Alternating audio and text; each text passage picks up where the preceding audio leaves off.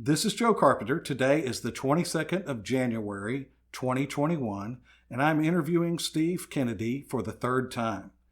This interview is taking place at Steve's home in DeSoto, Texas, and this interview is sponsored by the College of Liberal Arts and is part of the Maverick Veterans Voices Project.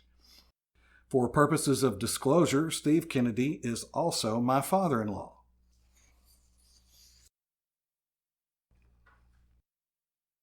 Where are you from originally, and what can you tell me about your growing up? I was born and raised in Dallas. I'm the third of four sons. We lived in Oak Cliff for all of my young life, all the way through my college. Where did you go to high school? I went to Kimball High School, started there the year it opened in 1958, and graduated in 1962. Were you involved in ROTC in high school? Yes, I was. Were any of your family in the military? My dad never served during World War II. He was a radio technician on P-51 Mustangs out in Grand Prairie at Chance Vaught.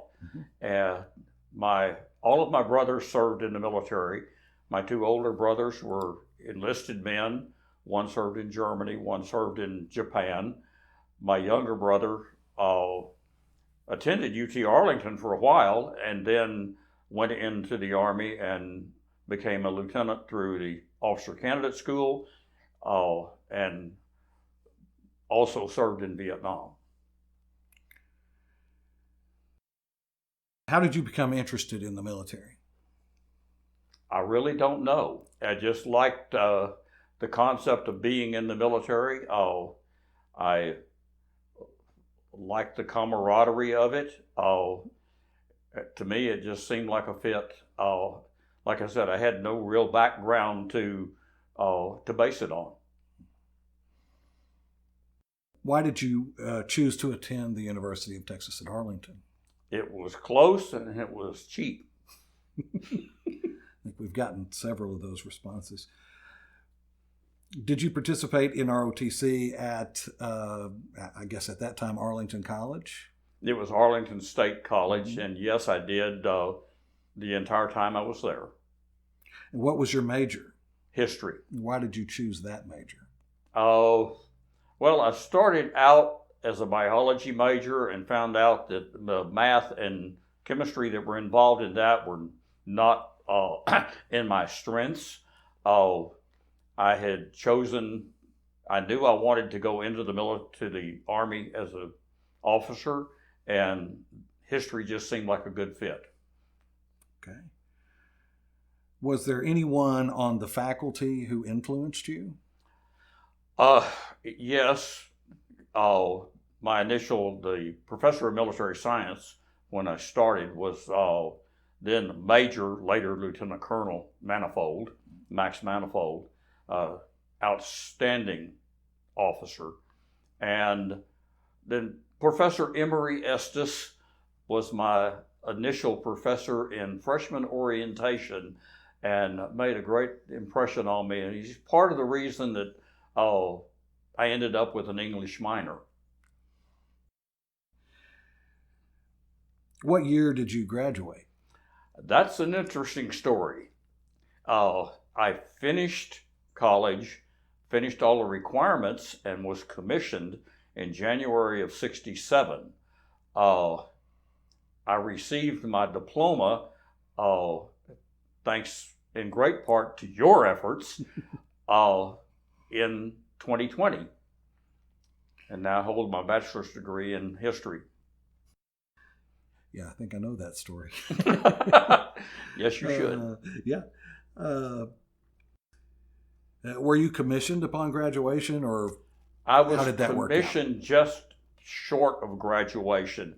During the period of Vietnam, the Army had a program that if you were within one semester or less than one semester of graduation, you could be commissioned. and I was offered that opportunity. I was ready to go, and I took my commission in January of '67.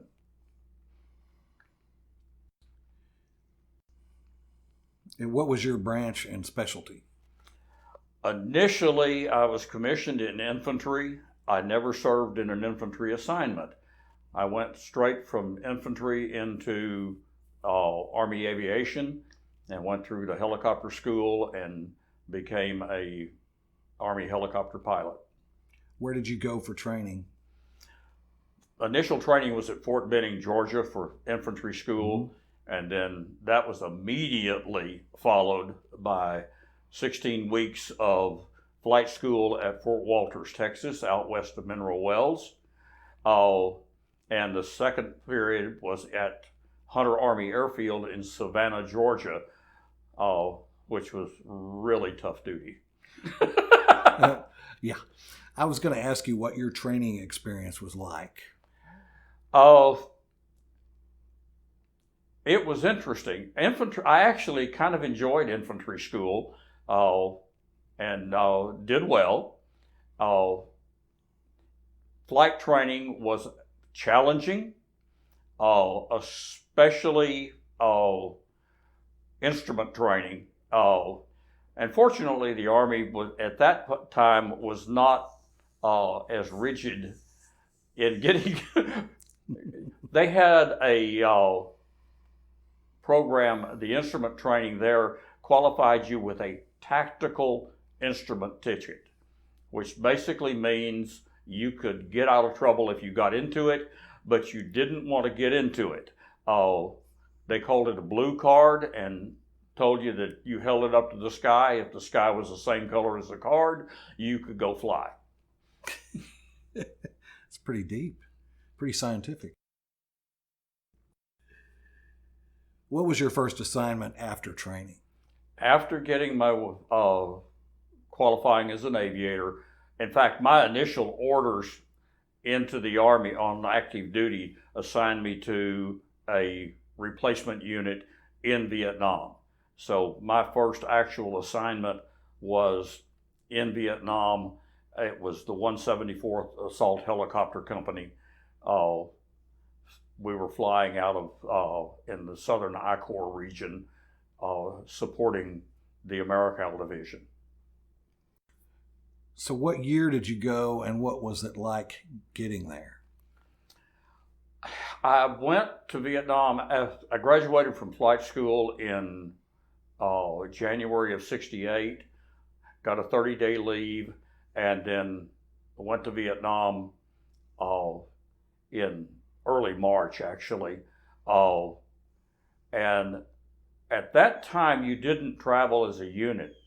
I was given travel instructions, which included going to Oakland, California, getting on a chartered aircraft with a whole bunch of other guys that I didn't know.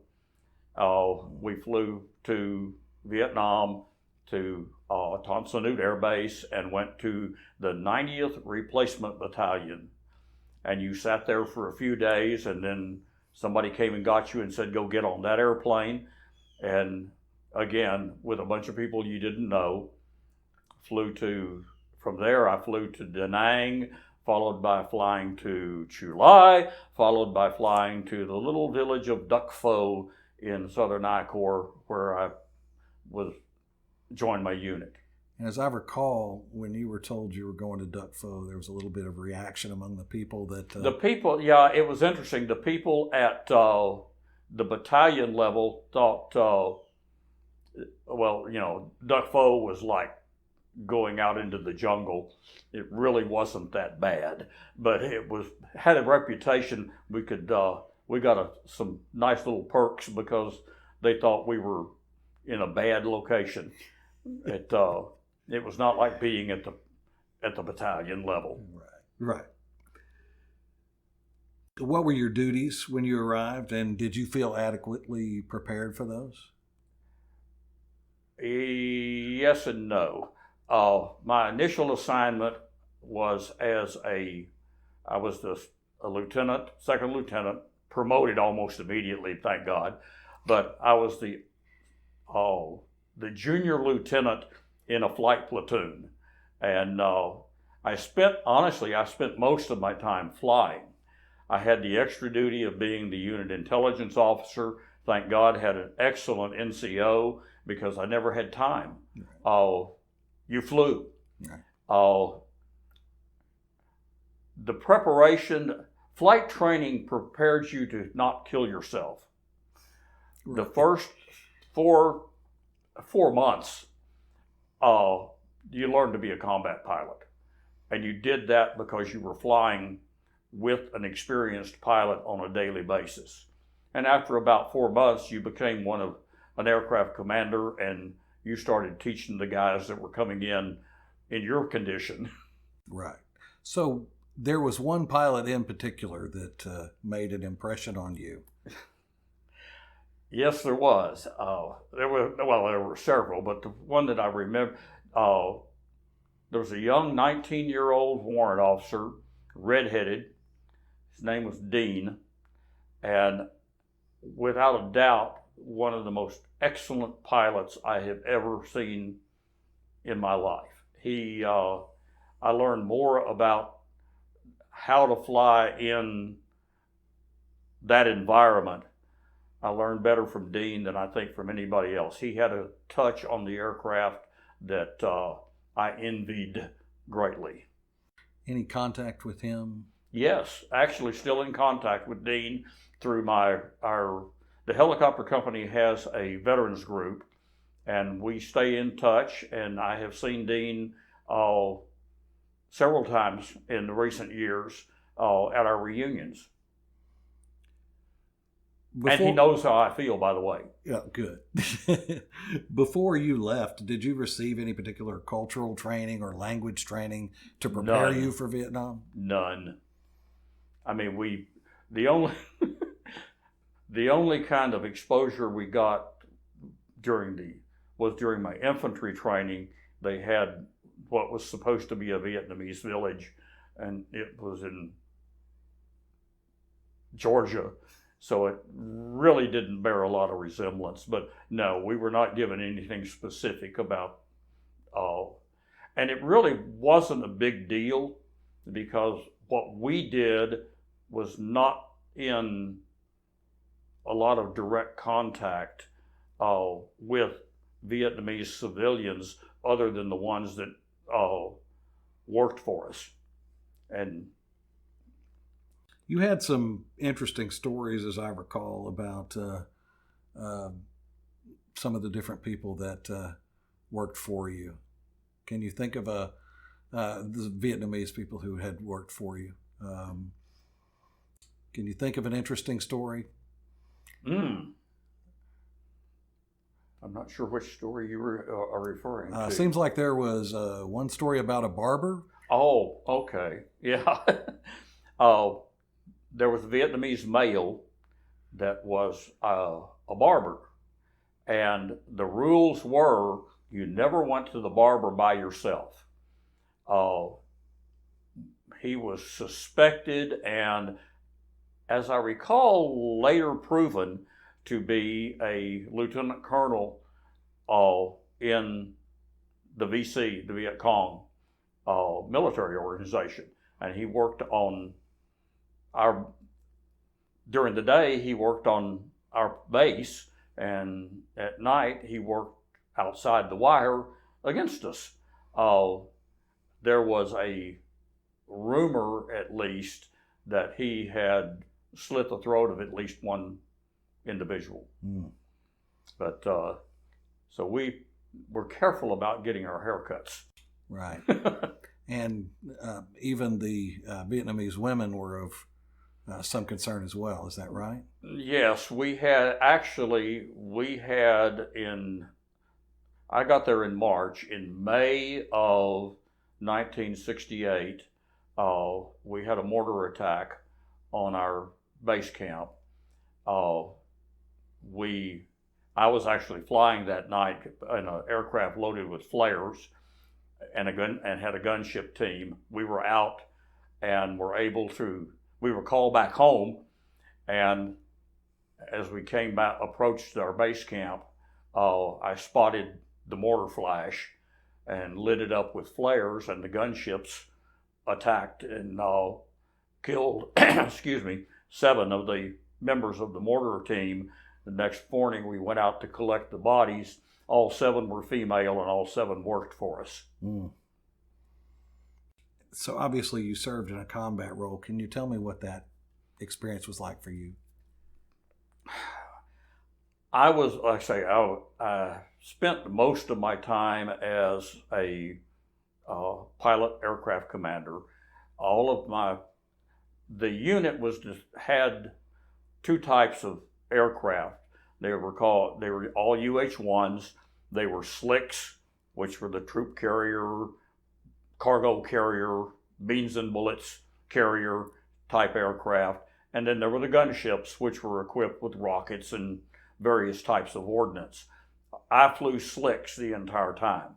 And the missions primarily included combat assault, which meant picking up troops at point A, taking them to point B, and putting them into a landing zone, and then sometime maybe the same day or days later, going back and getting them. Flew a lot of missions that were called command and control, that involved carrying a battalion commander, normally lieutenant colonel, who was directing his unit from the cargo compartment of our aircraft. We also did a lot of resupply, carrying out food and bullets and whatever the guys needed in the field. And every aircraft at some time is a medevac. If you have wounded on the ground, that becomes the primary mission of the closest aircraft, whether they're an official medevac or not. And you had one particular battalion commander that stood out to you. Colonel Jim Franklin, Gunslinger 6, most outstanding infantry officer I've ever dealt with in my life. The guy was absolutely fantastic. And my opinion in that regard was because of the way he looked on his flight crews. If you supported Colonel Franklin, and there was a combat assault to be planned, the aviators supporting him, planned the combat assault, and he listened. And I had the first occasion I ever happened, I landed at his base camp to pick him up, I thought, and was instructed to shut down the aircraft and go into the Tactical Operations Center that the colonel wanted to see me. I'm a first lieutenant at this time. Right. So needless to say, I did. Walked into the, it's called the TOC, Tactical Operations Center, and Colonel Franklin called out and said, "Kennedy, come over here." And I went to the map, and he said, "Okay, this is what we need to do. How do we do it?" Wow. And he waited. And I looked at it and said, "Okay, this is what we need to do. This is how many aircraft, he told me how many people he needed to move. And we did all the things that we do normally to plan this is the way we need to approach it. This is how we need to get it, how many aircraft we can get into the area. This is how many troops we can take on each lift." All of those kind of details that you just spell it out. And he said, "Okay, let's go." This was unusual behavior for somebody of that rank. I don't know. It was. I think so. Yes, it's the only time I've ever been in that position. But his to give you an example, when Colonel Franklin left command of that battalion, every member, officer or enlisted, every member of my flight platoon got an individually addressed and typed letter of thanks and appreciation to be added to your military records. Wow, that's impressive. Yeah, and I'm still in touch with him. I was going to ask you about that. He retired from the military as a full colonel, went home to Georgia, went into real estate and banking, and I would say was as successful at that as he was at being an officer. Very good. So this will be a little bit of a difficult question for you.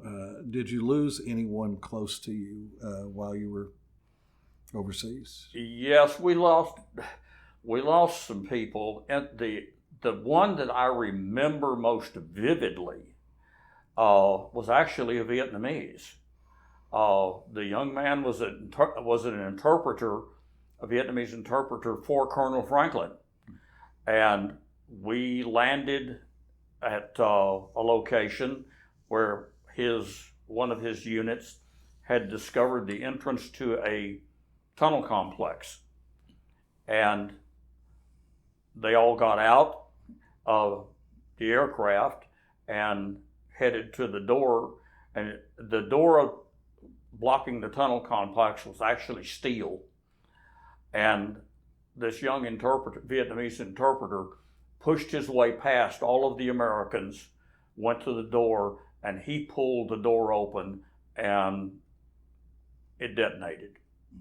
It was booby-trapped, it detonated and killed him instantly. And that, I think is probably, like I said, that's the most vivid memory. During my tenure, we lost some folks to, we lost one man to a mortar attack.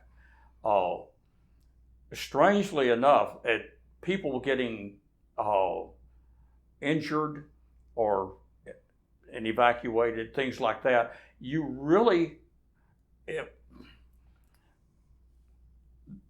went about your business almost immediately. You lose a guy, and the next day you've got missions to fly, and you almost had to have a little bit of distance. It may sound callous, but the mission had to go on, and very rarely did you ever. I don't think I ever saw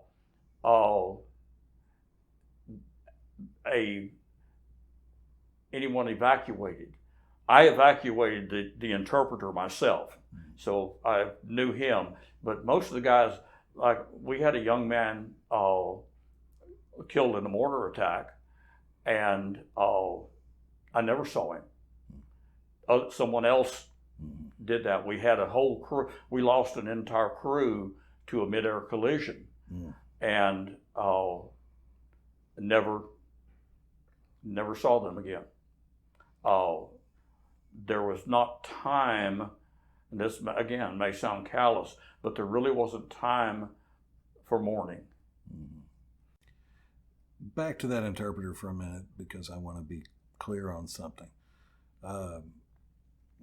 What do you think his motives were for pushing past those troops? Honestly, my feeling is he had so much respect for Colonel Franklin and his people that he was willing to give himself up rather than have one of them take the risk.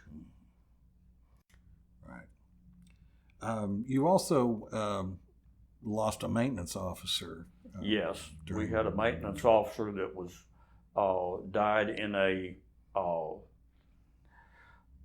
crash, and it was, well, I'd say it was combat related, but not directly.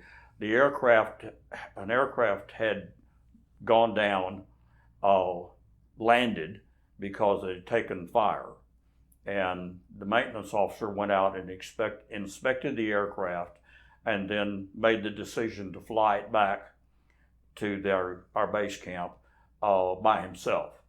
And unfortunately, he missed one of the holds.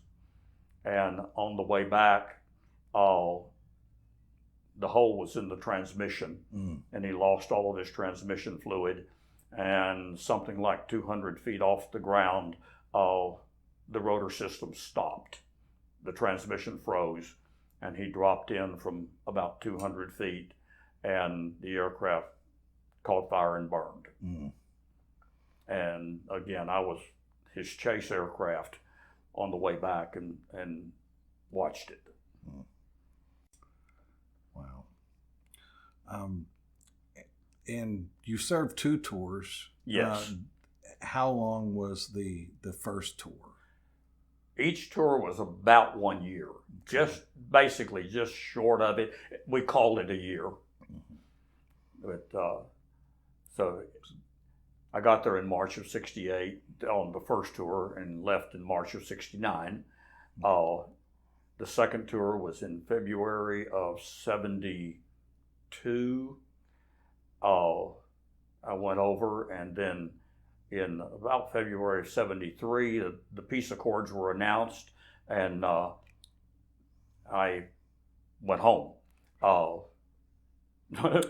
My wife was pregnant, had gotten pregnant while I was home on leave, which is weird to me that we got a stateside leave from a combat zone, but we did. And Wilma had gotten pregnant, and so I heard the announcement, landed, walked into the commander's office and said, "I'm short, Wilma's pregnant, and it's over. Can I go home?" And within a matter of days, I was on an airplane. So I was going to ask you, when were you married? And you were married during the time that you were Wilma and I married in August of '66 before I was commissioned. And she traveled with me the entire time through infantry basic and flight school and so forth. And then, of course, she was here, actually lived here in DeSoto. No, I take that back. During the first tour, she lived in Oak Cliff, lived in the apartment complex that we had initially lived in after we were married. The second tour, she lived here in DeSoto. I see. What kind of support did she have being here at home? Very, very little other than family. Both my parents and her parents were in the area. There was not any military program, if you will, like I think there is today. And since we didn't go as a unit or return as a unit, there were no other wives from the unit that for her to associate with. The second tour, there was a waiting wives club that she was a part of, but she was, I think, the only Army wife in it.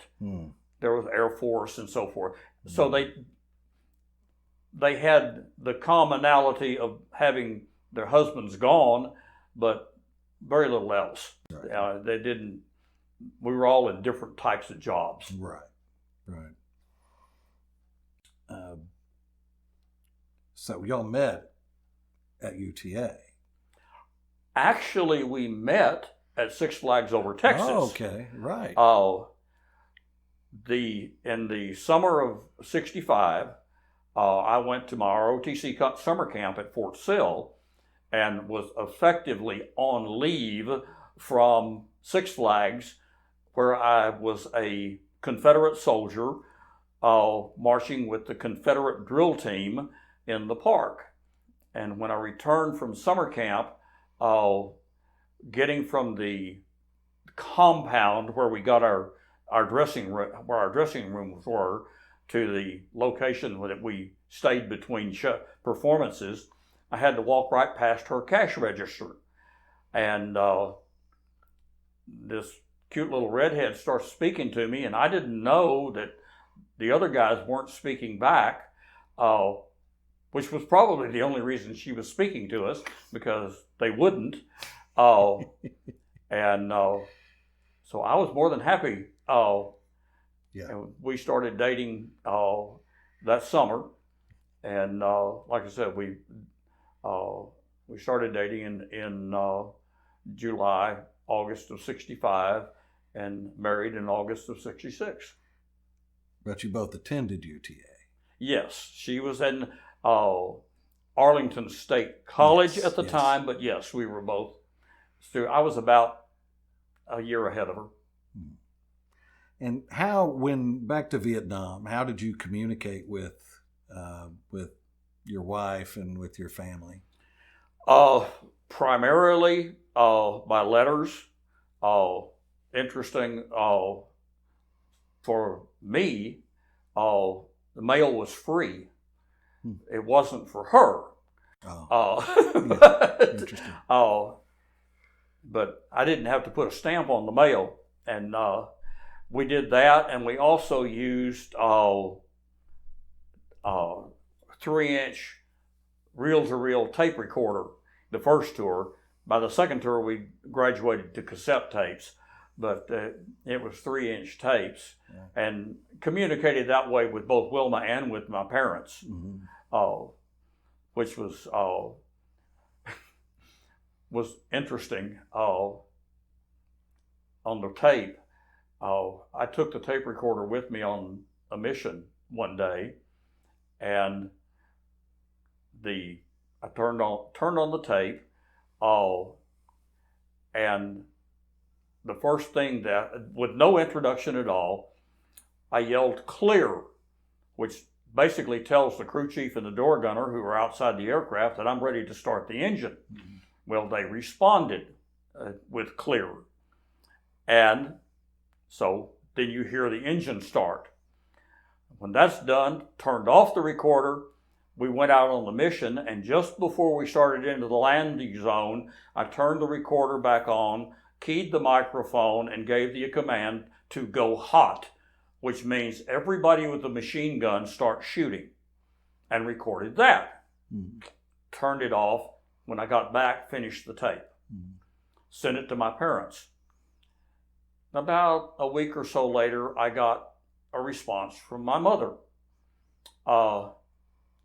She wasn't impressed with the engine start. She wasn't impressed with the machine guns. She was impressed because the crew chief and the gunner responded "clear, sir."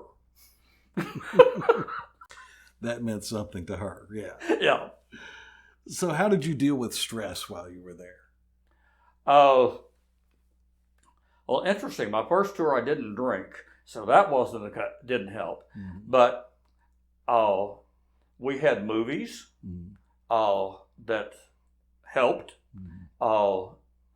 Frankly, writing letters helped. And I didn't really write that much about our actual operations. It was like sitting and talking with my wife. And that helped a whole lot. Occasionally we'd get a live show. Most of them were jokes, but things like that. It was strangely, I never felt like I was under a great deal of stress. I mean, now I know that wasn't the case, because when you're getting shot at, it's stressful, but it didn't, I didn't ever feel like, I've got, I need to do something to deal with this. Right. You did it. Well, how did it affect you when you came home? I was very fortunate in that I came home still on active duty and went into a military environment. I went actually from the first tour, I went to the Army Helicopter School at Mineral Wells at Fort Walters, and everybody that I worked with was a combat veteran, the same as I was. And so you had people with the same experience, some of them with much worse experience, and so you had just a built-in group. You had a camaraderie there that just was support, a constant support. That wasn't true for everyone, though, was it? No, a lot of the guys, it was not uncommon, particularly for some of the enlisted men, to come home from Vietnam, and within a week after being home, they're in civilian clothes on the streets of San Francisco or in somewhere else, and with virtually no support. The military didn't, the programs just weren't there at the time. What kind of challenges did you face coming home? What other kind of challenges did you face?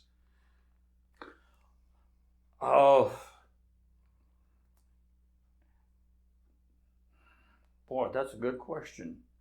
I think part of it was just getting back into, we referred to coming home to coming back to the world. Right. And it was, you had to get used to the things that were just not available to you in Vietnam. There was a lot more news available.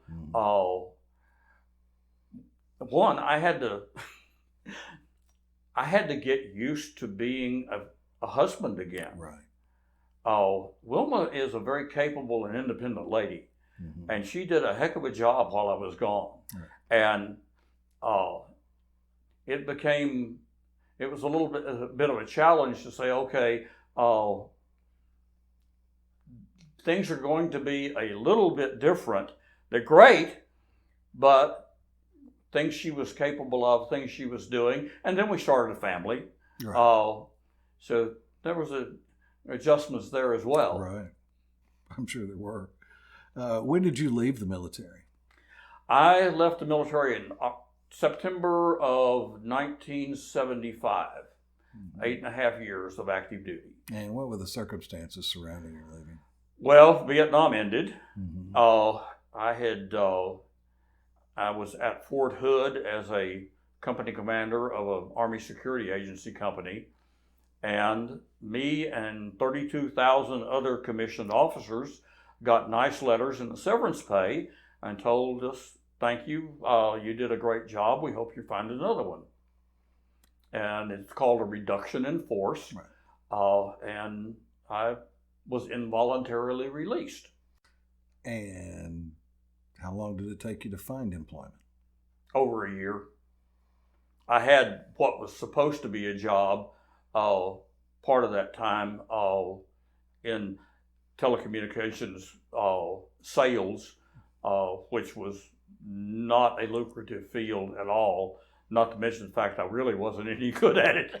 So, but after a little over a year, I ended up going to work with Southwestern Bell in telecommunications.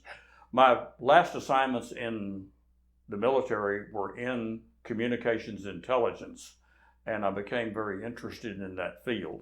So I pursued that when I got back. And when did you retired from Southwest Airlines? When did you? Yes, I've spent a little under 5 years with Southwestern Bell, and Southwest Airlines was one of my customers, and I was hired by Southwest Airlines as the very first telecommunications professional they had.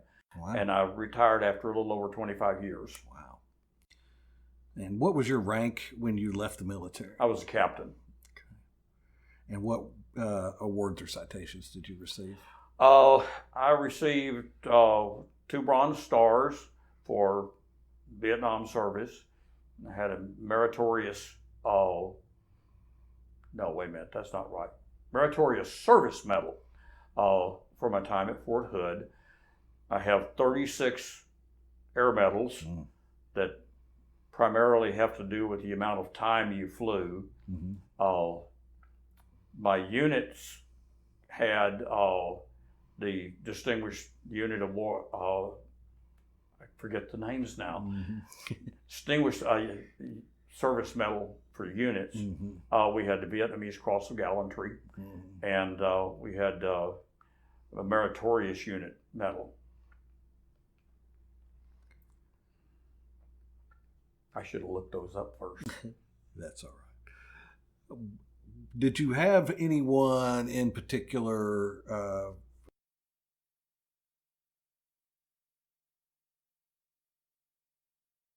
Did you have anyone who made you laugh? Oh,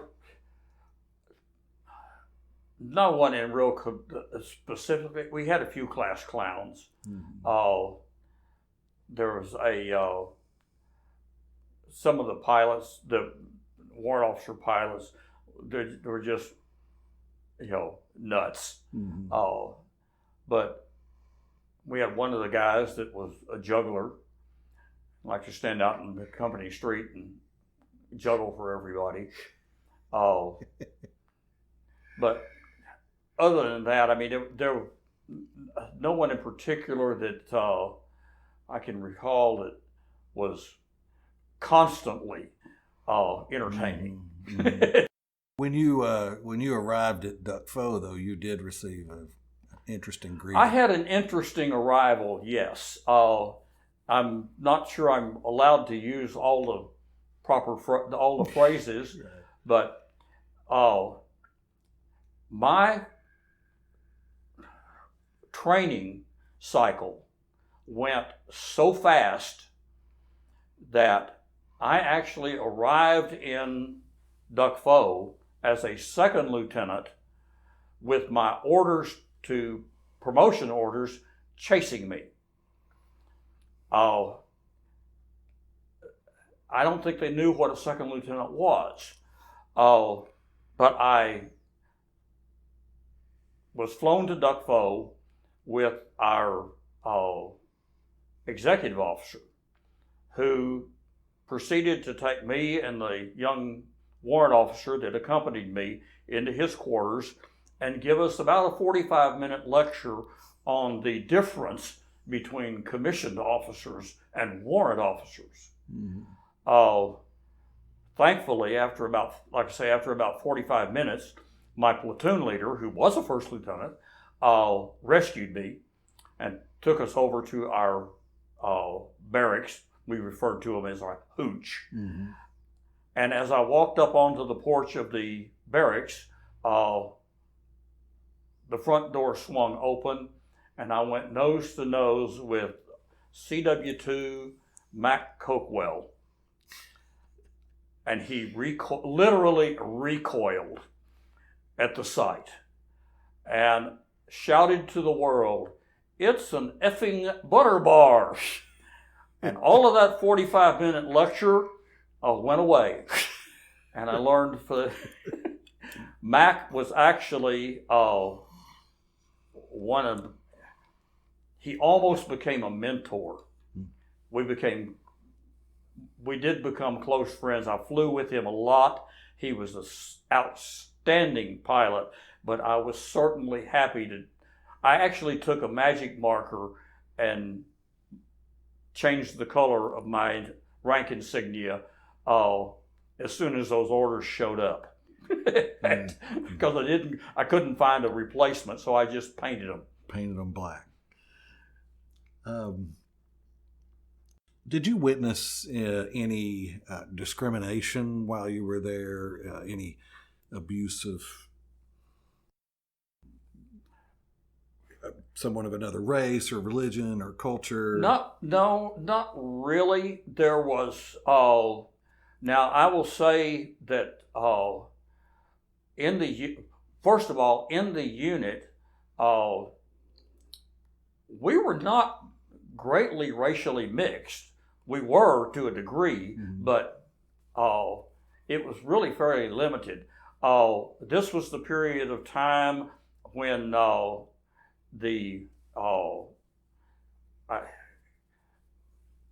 the individuals of color, I guess is the appropriate way to say it nowadays. Okay. Right.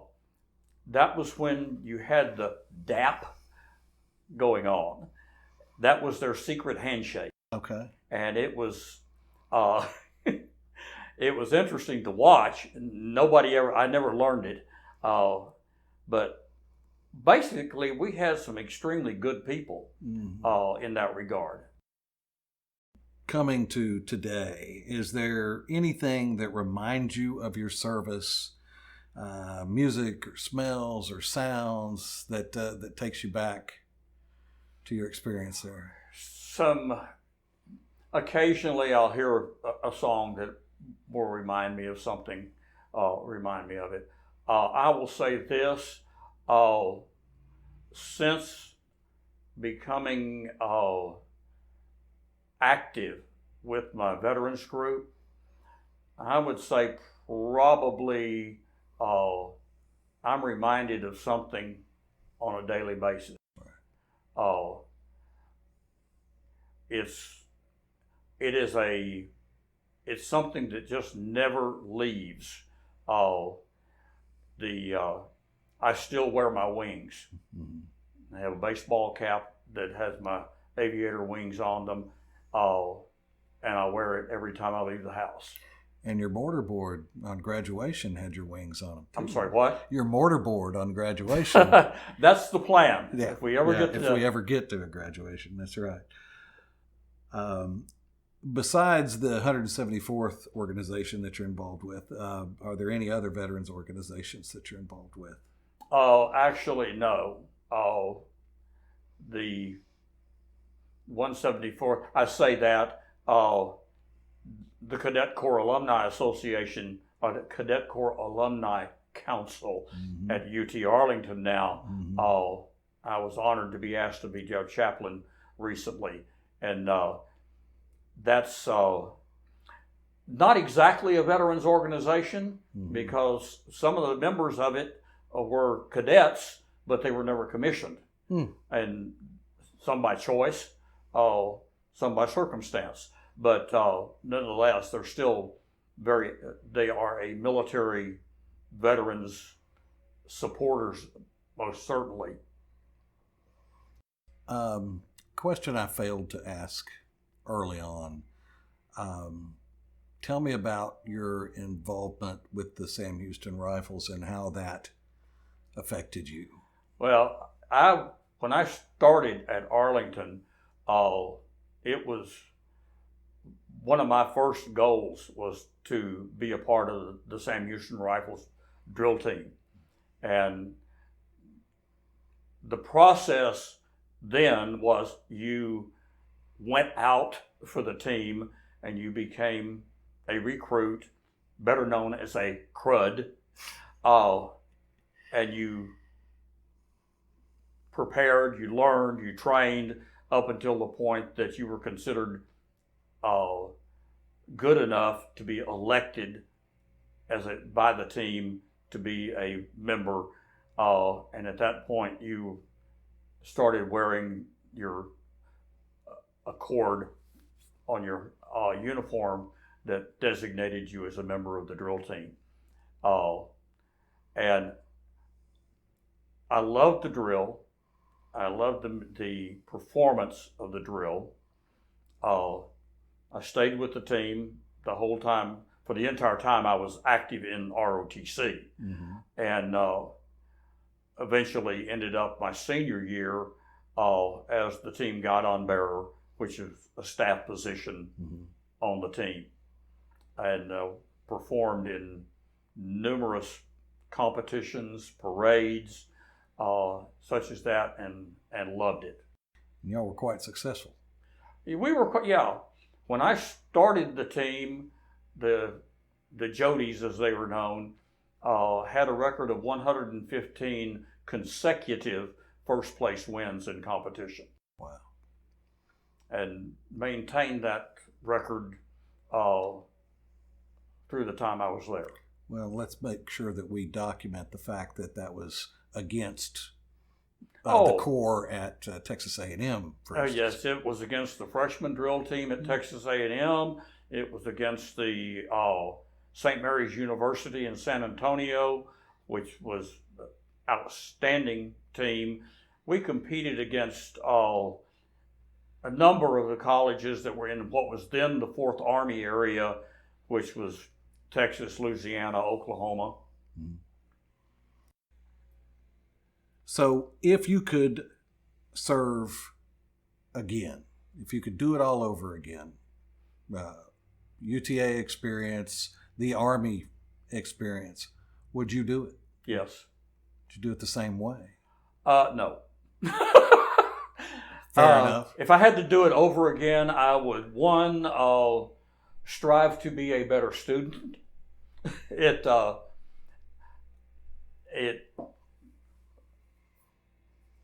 I wouldn't have waited 50 years to get my diploma.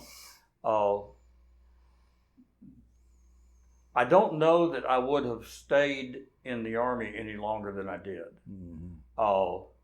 And that was more of an issue of family than it was of the military. Although I had reached the point where I was not, back then, the Army did not have a branch for aviators. So you were expected to maintain your branch qualification and your aviator qualification. Right. Well, by the time you become a senior captain, the aviation assignments became rare. Right. And I would have much preferred to have stayed in the military in the aviation area rather than anything else. So how often do you return to the campus of the university, and what do you think of the changes? The changes are amazing. Don't go there often, kind of pass by it often because I have a daughter that lives in the area, as do you. But it's the change in the campus is absolutely amazing. Of course, you have to give it, given the time frame, it ought to be. Right. But when I was there, you could drive down the street through the center of campus. There is no street there anymore. Right. Most of the parking lots that I parked in are now buildings. Right. At the time I was there was one dormitory west of Cooper and the old football stadium. Mm. And that was the only thing on campus west of Cooper. Wow. And now, obviously, that has, just the sheer size of it now is mind-boggling. What advice do you have for young people who are either entering the service in the military or going into the ROTC anticipating a career? This may sound a little strange, but if I had any advice I would give, particularly to a young cadet starting in his military career, is if you do not journal, learn to. Keep a journal, details, because when you're 75 years old, you're going to want to know. You need to have names, you need to have dates. Nowadays, you need to have pictures. Right. There are things that I wish I could go back and find that I can't find anymore. Right. And so I really regret not having that. I think makes the experience all the more meaningful. The other thing that I would recommend, again, particularly to young cadets, is find a mentor. Find someone that you respect, and stay with them. Work on long-term relationships, not just acquaintances. So is there anything else you'd like to add to the interview that we haven't covered? Other than I hope this is the last one. No, you can edit that out if you want. I may not. Now, I think I have to say that I am very happy to see what UT Arlington has done to show their appreciation and respect for the military.